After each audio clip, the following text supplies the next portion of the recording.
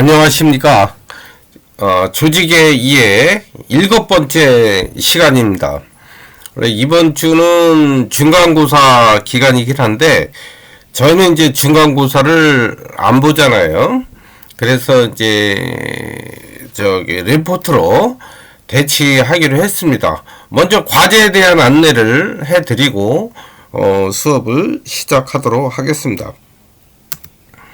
자, 쓰여진 대로요. 제가 그 공지사항에도 올려놨어요. 지난주에 다 올려놨는데, 여러분 많이 안 보시는 분들이 있어서 제가 다시 한번 공지해 드립니다.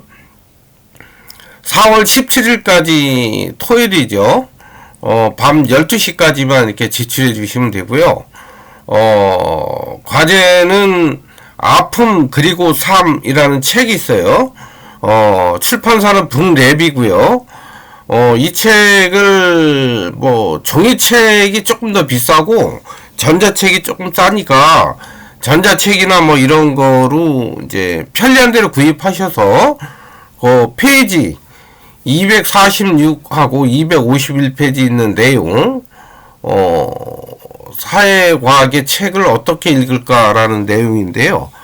그거를 읽고 2장 이내로 요약하시면 될 것 같아요. 그리고 결론은 자기 생각을 약간 적으셔서 올려놓으시면 되고요. 또 하나는 252페이지에서 256페이지.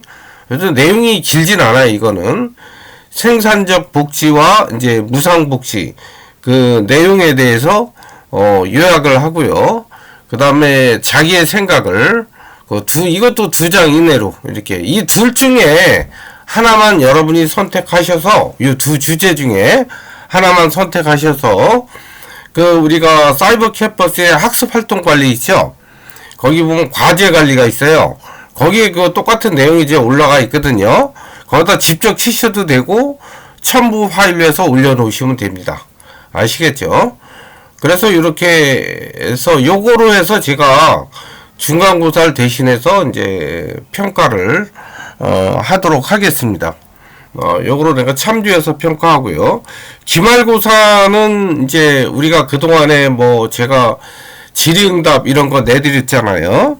이제 그런 쪽에서 이제 거의 다 날 거고요. 이게 내용은 어렵지 않게 또 이렇게 낼 겁니다. 왜냐면 저희 시간이 이제 교양이다 보니까 좀 웬만하면 좀 편안하게 들을 수 있도록 이렇게 하려고 애를 쓰기 때문에 시험 때문에 공부를 하고 이렇게 너무 깊게 이렇게 하지는 않으려고 합니다.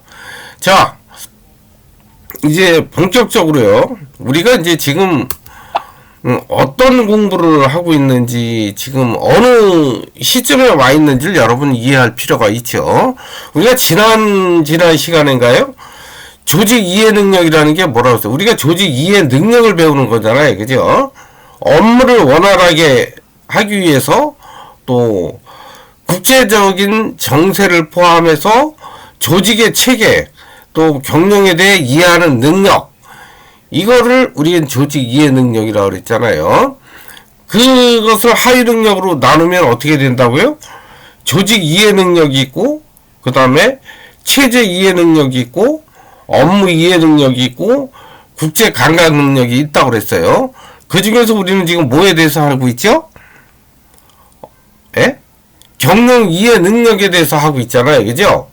그 경영 이해 능력에는 뭐가 있다고 그랬어요? 조직의 경영 목표, 그 다음에 경영 방법을 이해하는 거, 이거라고 말씀을 드렸죠. 그랬는데 이제 여러분 우리가 지난 시간에 뭐 했어요? 목표, 경영 목표, 이런 거에 대해서 이야기했고, 그 위에는 경영이란 무엇인가, 경영의 개념에 대해서, 지난 시간에, 여러분한테 말씀을 드렸습니다. 자, 이번에는 경영 이해 능력을 이해하기 위한, 어떻게 보면 이제 환경이죠. 환경에 대해서, 왜냐면 이 주변 환경도 상당히 중요하거든요.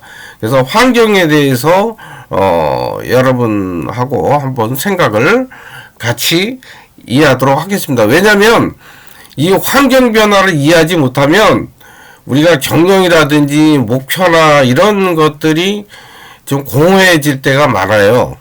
그래서 이 환경 변화나 트렌드 이런 거를 잘 이해하면 또 뭐 체제 이해 능력도 좀 같이 어느 정도 이렇게 좀 포함되는 부분이 있어서 우리가 환경에 대한 이야기를 꼭 짚고 한번 넘어가도록 하겠습니다. 내가 살고 있는 사회가 지금 어떤 환경에 처해 있고 어떤 트렌드에 있는가라는 이야기를 하는 거죠.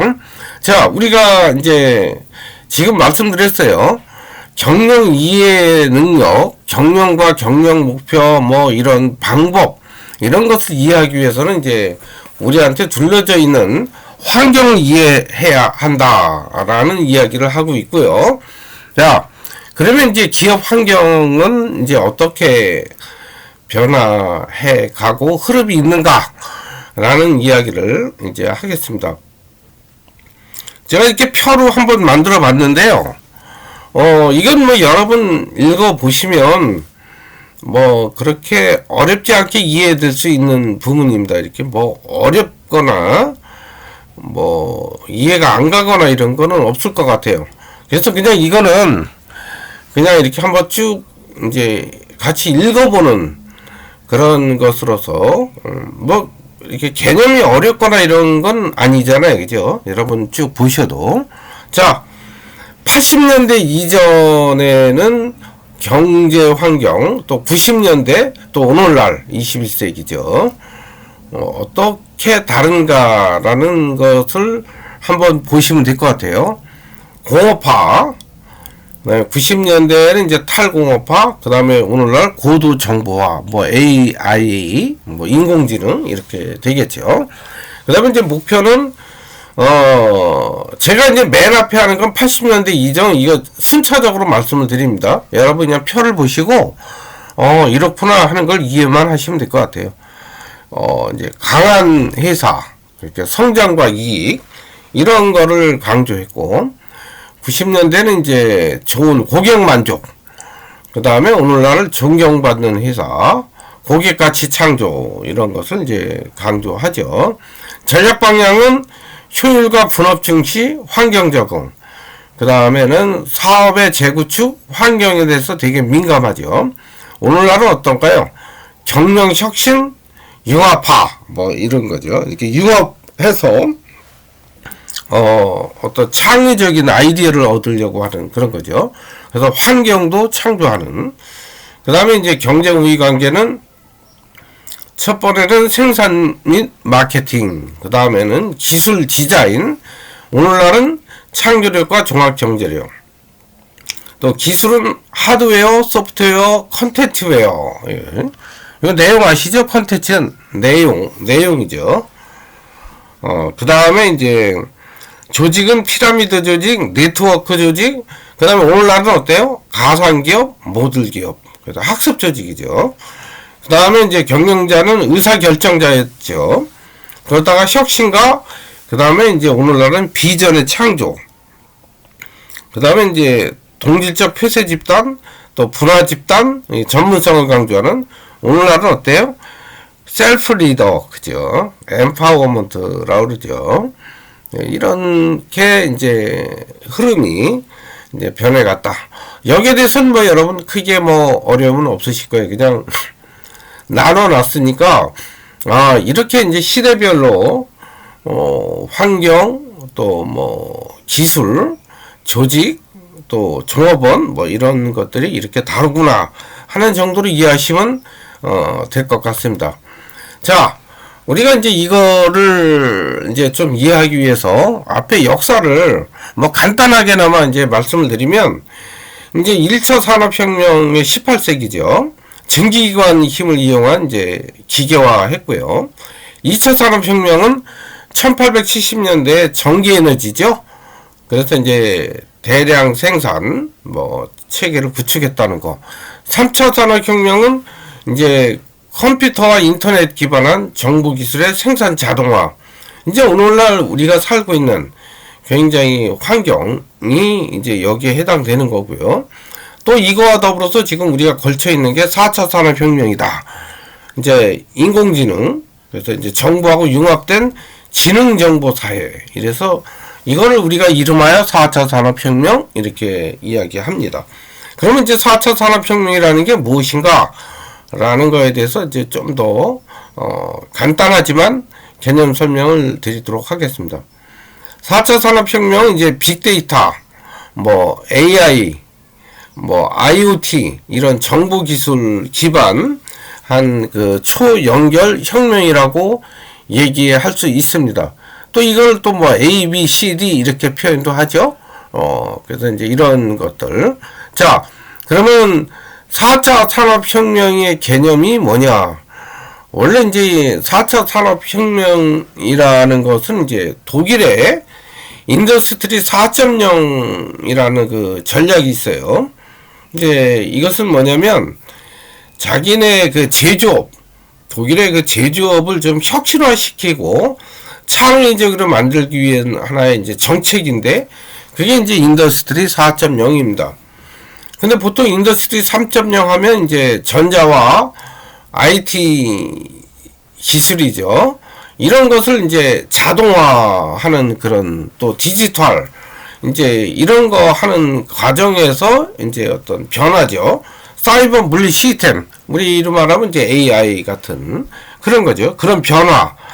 이게 독일의 인더스트리 4.0이 우리나라에서 지금 이야기하는 뭐 4차 산업혁명 뭐 이렇게 이제 표현할 수 있습니다. 그래서 이제 우리가 4차 산업혁명은 이제 제가 여기 지금 적어놨죠.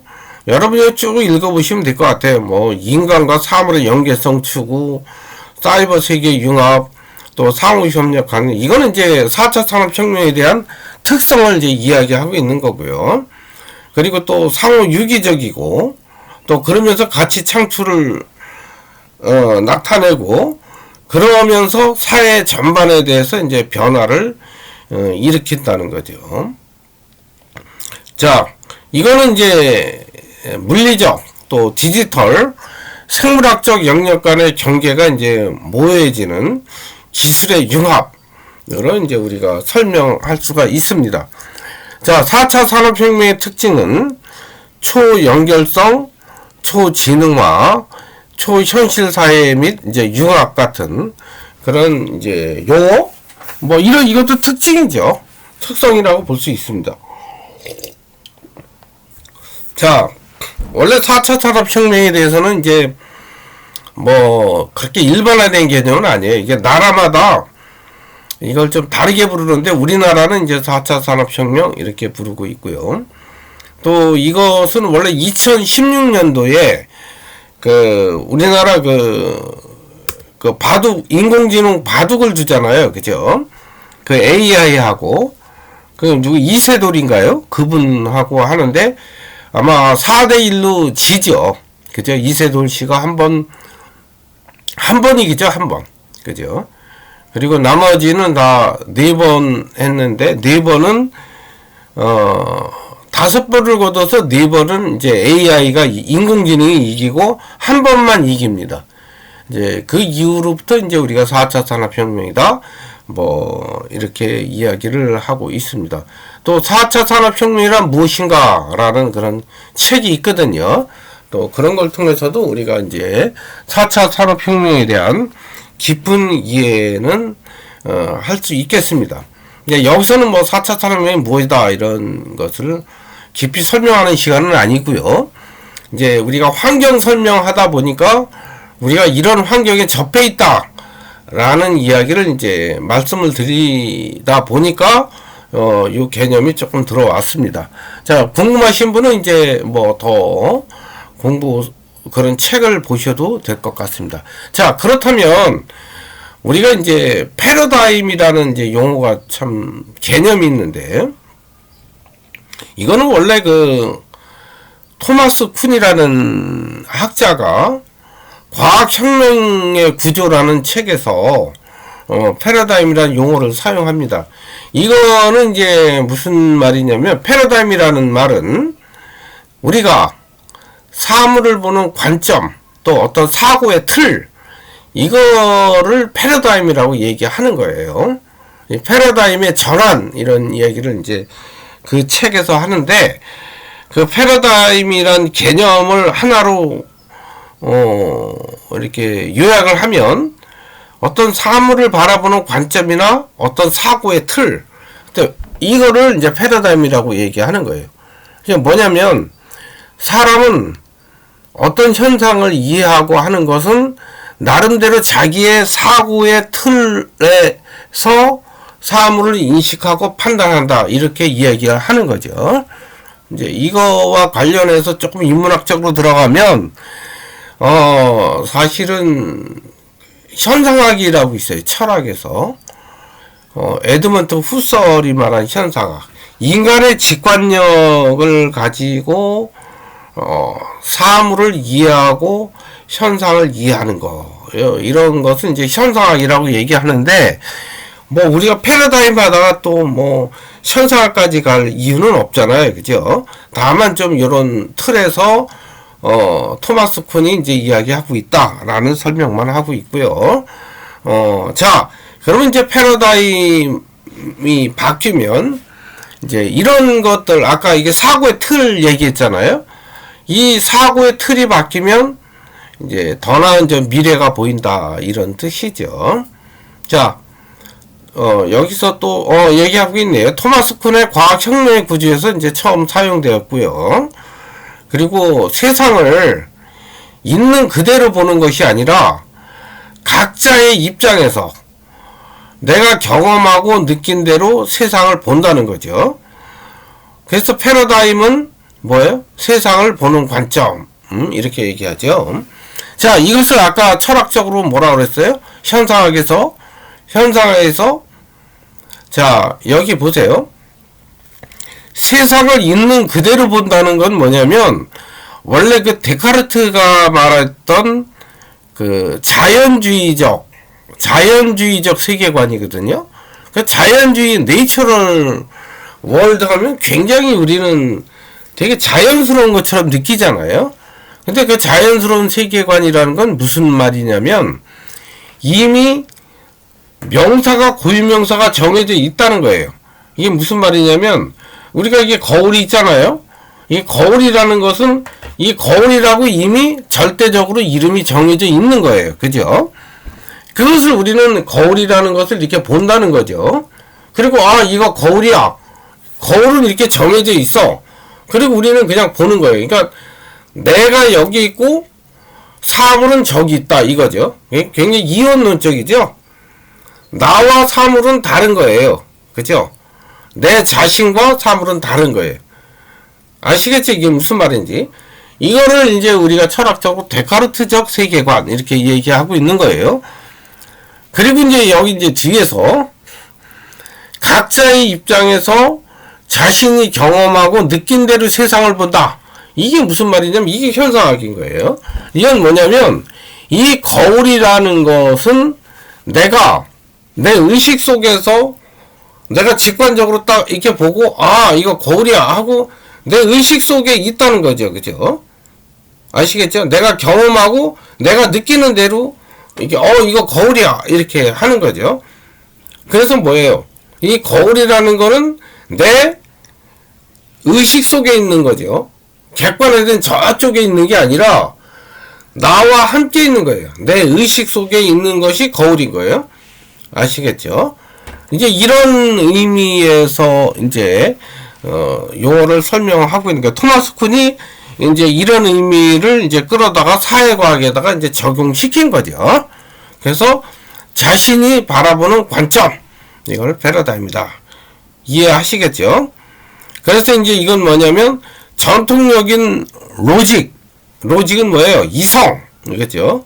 전통적인 로직이나 이런 체계에서, 그죠? 과감히 탈피해서, 그래서 새로운 패러다임을 가져야 이제 살아남는다. 이런 이야기를 이제 토마스 쿤이 하고 있습니다. 자, 이 말뜻이 원래 이거 토마스 쿤의 과학혁명의 구조도 보통 뭐 한 3주 정도는 공부를 하셔야 어느 정도 개념 이해가 되는데, 제가 지금 이거를 뭐 한 5분 이내에 여러분한테 개념만 이렇게 뽑아서 설명을 하다 보니까 조금 이해가 덜 가실 수 있는데, 아, 이런 부분이 있다 라는 것만 여러분이 그냥 이해만 해 주시면 되겠습니다. 그래서 전통적인 이성을 강조하는 이런 데서 이제 벗어나서 내가 바라보는 관점을 중시하는 그런 패러다임을 이야기하고 있는 거죠.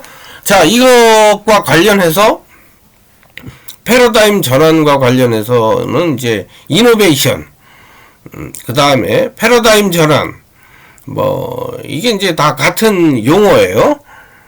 있는 그대로 제가 이렇게 적어 놨으니까 이걸 또 슈페터 휴먼 창조적 파괴 이렇게 표현합니다. 그러니까 결국은 뭐예요? 이노베이션, 창조적 파괴, 패러다임 전환, 이거 다 같은, 다 비슷한 용어다.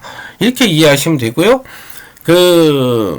개념은 제가 이렇게 써놨으니까 여러분 그냥 읽어보시면 될 것 같고, 또 이것을 이제 피터 드러커, 유명한 경영학자죠. 이 사람은 이노베이션이란 변화를 향한 목표 지향적이고 조직적인 탐색 과정이고, 이는 패러다임을 깨는 데서 출발한다.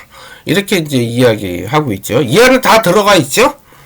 그래서 기존 사고의 파괴, 이것이 바로 패러다임의 전환이다. 이렇게 이제 우리가 이야기하고 있는 거죠.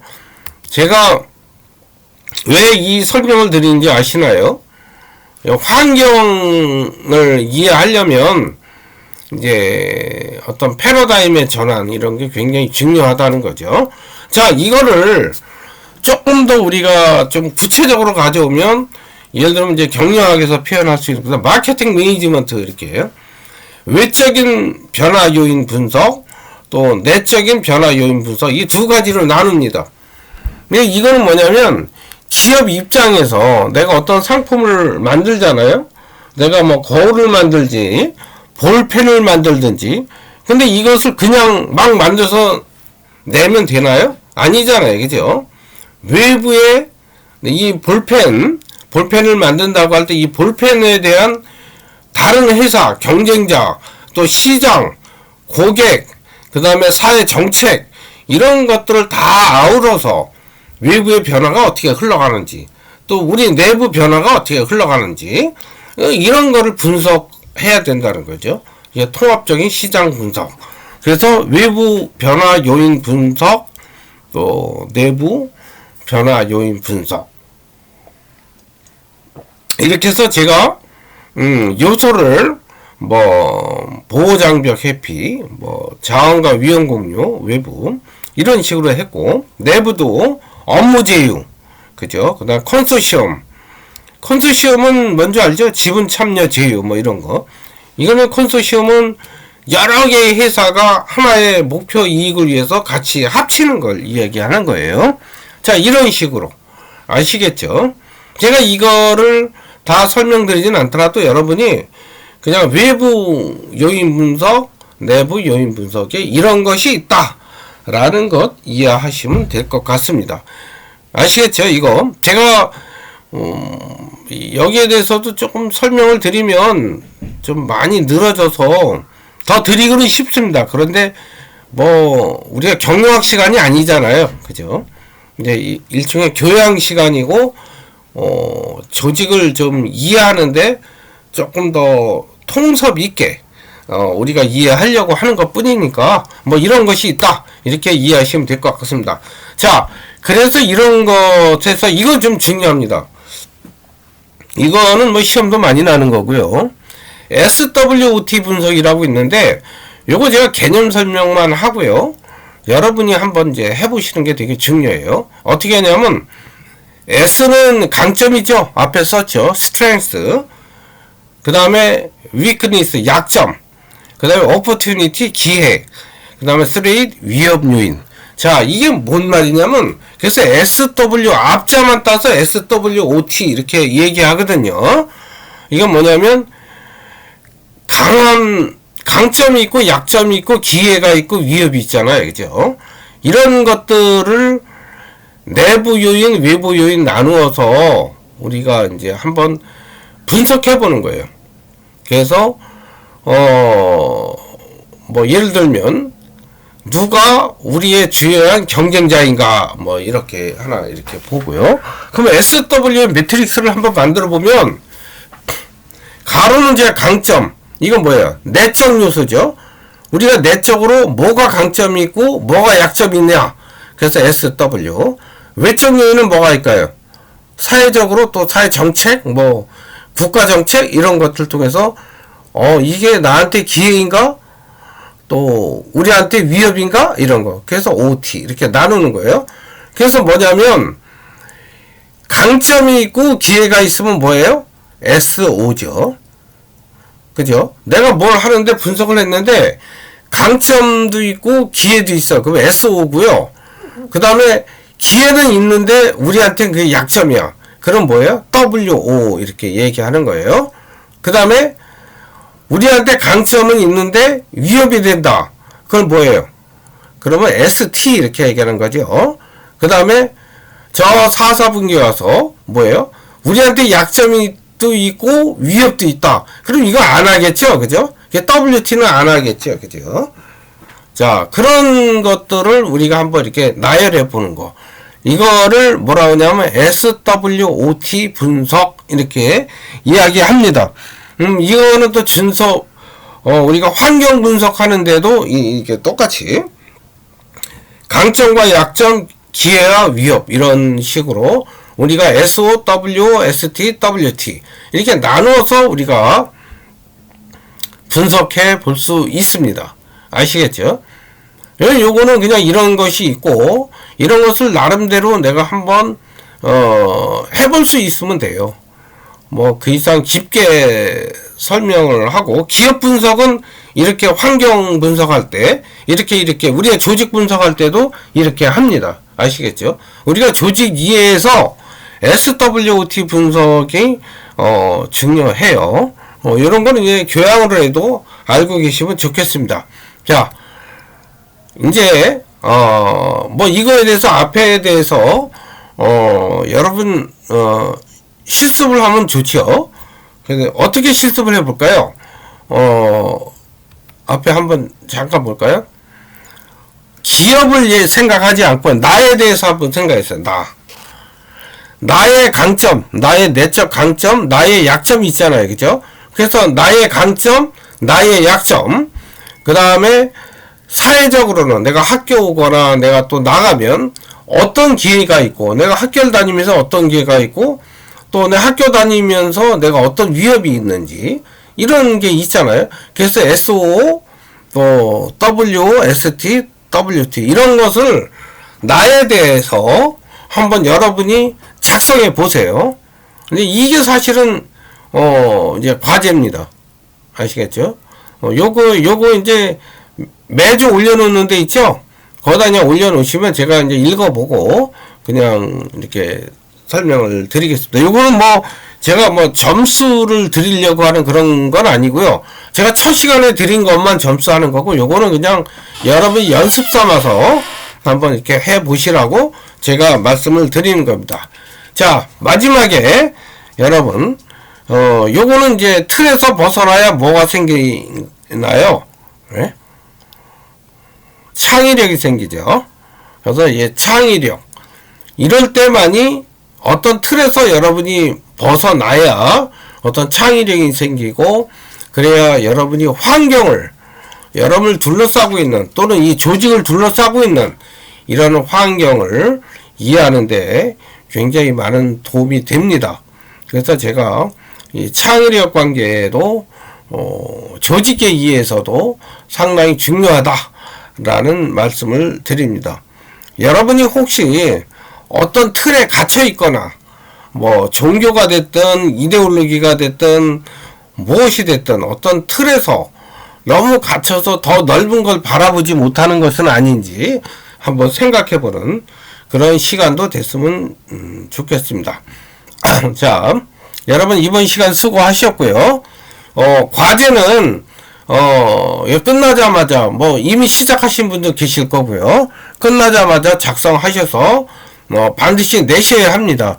그래야 제가 성적 반영하는데 여러분한테, 여러분 저는 이게 점수를 드리려고 하기 때문에 내기만 하면 뭐 조금 뭐 덜 받고는 있지만 그래도 다 이상 점수 이상은 드리니까 꼭 참조하셔서 과제를 제출해 주시기 바랍니다. 여러분 수고하셨고요. 다음 주에 뵙도록 하겠습니다.